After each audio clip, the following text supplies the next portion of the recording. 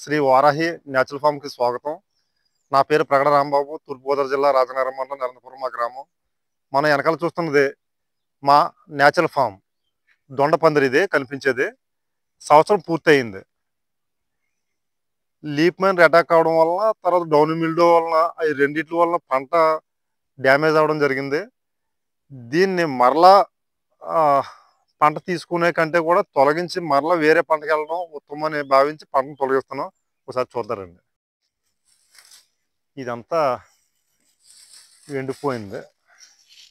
ఇంత చెత్త ఉండగా మరలా మనం దీన్ని పంటను గ్రో చేయడం వలన క్వాలిటీ ఉండదు. తర్వాత పెస్ట్ కూడా కంట్రోల్ చేయలేం. అందులో న్యాచురల్ ఫామ్లో కంట్రోల్ చేయడానికి ఇంకా ఇబ్బంది పడాల్సి వస్తుంది. దాని గురించి ఏంటంటే, ఇంకో సమస్య ఏమిటంటే హార్వెస్టింగ్ ప్రాబ్లం అవుతుంది. ఒక మనిషి చేసే పని ఇద్దరు మనుషులు చేయాల్సి వస్తుంది. ఏంటి ఇంత చెత్త ఉండడం వల్ల ఈ చెత్తలో మనకి మళ్ళీ పంటను తీసుకోవడానికి ప్రయత్నించడం వలన, కాబట్టి పూర్తిగా తొలగించి, కింద కూడా గడ్డి చాలా విపరీతంగా కనిపిస్తుంది కదా మనకి. ఇంత గడ్డిని మనం కంట్రోల్ చేసే అవకాశం లేదు ప్రస్తుతం. ఇప్పుడు వరకు పశువులు మేపుతూ వచ్చాం, ఆవుల్ని కొంతవరకు కంట్రోల్ చేసింది, బ్రష్ కట్టర్తో కట్ చేసాం. ఇన్ని పనులు చేయడం వల్ల కొంతవరకు కంట్రోల్ చేయగలిగాం, కానీ పూర్తిగా కంట్రోల్ చేసే పరిస్థితి అయితే మరలా పంట తీసుకోవడం వల్ల కుదరదని భావించి పూర్తిగా తొలగించి ఒకసారి దుక్కు దున్ని కంపోస్ట్ వేసి ఘనజీవామృతం అది వేసి ఇది కావాల్సిన అన్నీ అందించి మరలా కొత్తగా వ్యవసాయం పంట మార్పిడి చేస్తాను అన్నమాట.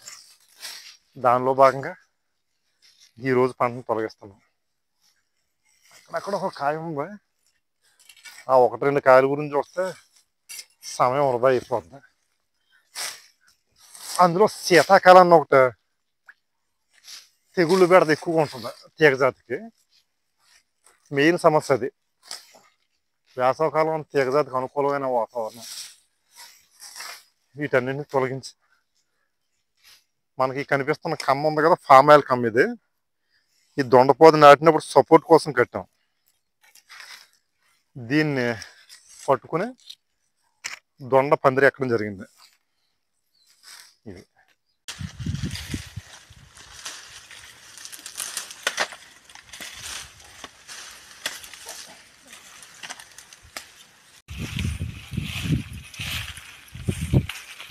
ఆల్రెడీ ఇది ముందు దొండపోదలు మొత్తం పంట అంతా తొలగించిన తర్వాత నా భూమి ఈ విధంగా ఉంది. దీన్ని నెక్స్ట్ పంట కోసం ప్రిపేర్ చేస్తాను. అందరికీ నమస్కారం.